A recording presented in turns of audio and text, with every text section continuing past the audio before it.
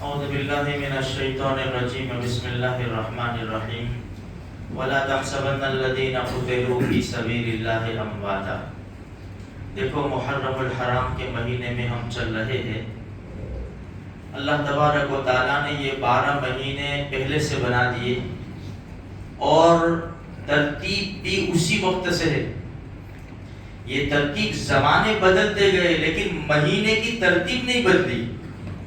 جو محرم الحرام زمانے جاہلیت میں پہلا مہینہ چلتا تھا، اسلام نے جب سن ہجری کا آغاز کیا تو پہلا مہینہ محرم الحرام ہی رکھا۔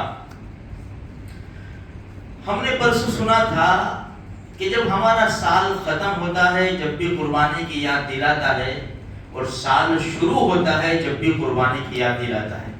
دیکھو میرے بھائیو، یہ محرم الحرام، حرمت والا مہینہ، عزت والا مہینہ، ہم صرف اسے یاد کرتے ہیں نواسہ رسول کے نام پر بس۔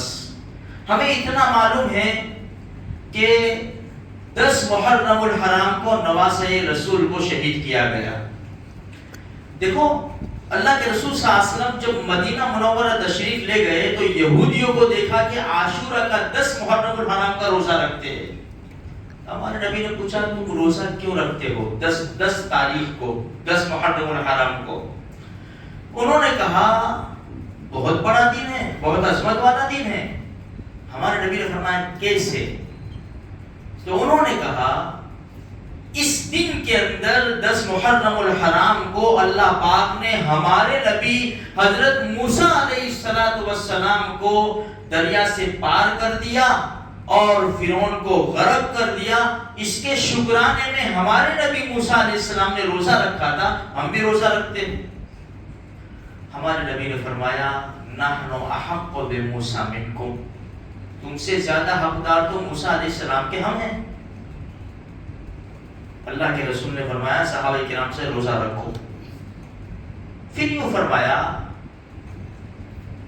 لئن بقیت الی قابل لأصومن التاسع، اگر میں آئندہ سال دنیا میں رہا تو 9 تاریخ کا بھی روزہ رکھوں گا، مخالفتا لأہل الکتاب، یہودیوں کی مخالفت کرتے ہوئے میں 2 روزے رکھوں گا۔ 9-10 علماء نے فرمایا 9-10 یا 10-11، اگر کوئی ایک روزہ رکھنا چاہے منع نہیں ہے، صرف 10 محرم الحرام کا روزہ رکھنا اگر کوئی چاہے منع نہیں ہے، رکھ سکتا ہے، لیکن بہتر ہے کہ ایک روزہ آگے یا پیچھے ملا لے، 9-10 رکھے یا 10-11 رکھے، اس میں بھی 9-10 بہتر ہے، 9-10 بہتر ہے۔ اچھا ایک بات تو یہ ہوئی کہ محرم الحرام پہلے سے اللہ کے رسول نے اپنی زندگی میں کیا فرمایا؟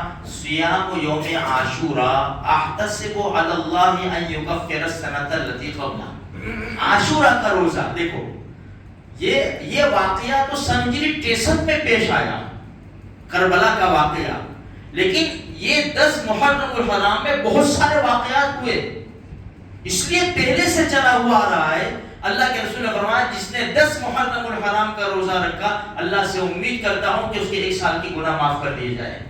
ایک تو یہ بات ہوئی۔ دوسری بات میرے بھائیوں، دیکھو جیسے ذی الحجہ ختم ہوتا ہے نا اور نیا سال شروع ہوتا ہے، دنیا ہے نا، دنیا جو نیا سال مناتی ہے نا ان کے سامنے کچھ بھی نہیں ہے، ان کے سامنے عیاشی اور بدماشی کے سوا کچھ نہیں ہے۔ ہمارے سامنے بہت بڑی بڑی قربانیاں ہیں۔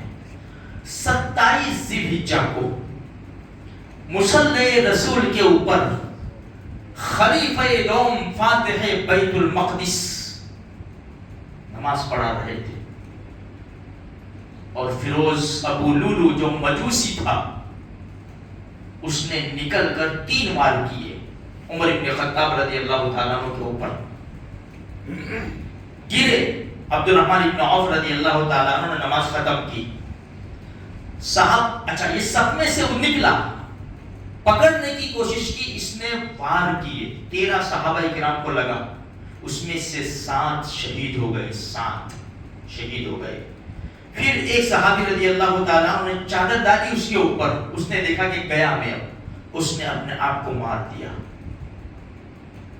3 دن بے ہوش رہے عمر ابن خطاب رضی اللہ تعالیٰ عنہ، اور 29 تاریخ کو ان کی شہادت ہوئی، 29 ذی الحجہ کو، اور پہلی محرم الحرام کو ان کو نبی کریم صلی اللہ علیہ وسلم کے پہلو میں دفن کیا گیا۔ جس قوم کے پاس اتنی بڑی قربانیاں ہو وہ کیسے خوشی منا سکتی ہے؟ یہ واقعات یاد دلاتے ہیں ہم قربانی والی قوم ہیں۔ جب تک ہم قربانی دیتے رہیں گے، محنت کرتے رہیں گے، ہمارا سر اونچا ہوتا رہے گا، دشمن پسپا ہوتا رہے گا، اور جب مسلمان عیاشی بدماشی پر آ جائے گا تو پھر دشمن حاوی ہو جائے گا، اور پھر وہ اللہ کے رسول کی حدیث ہے کہ بالکل کچھ جھاگ آتا ہے نا، اس کی ایسے حالات ہو جائے گی۔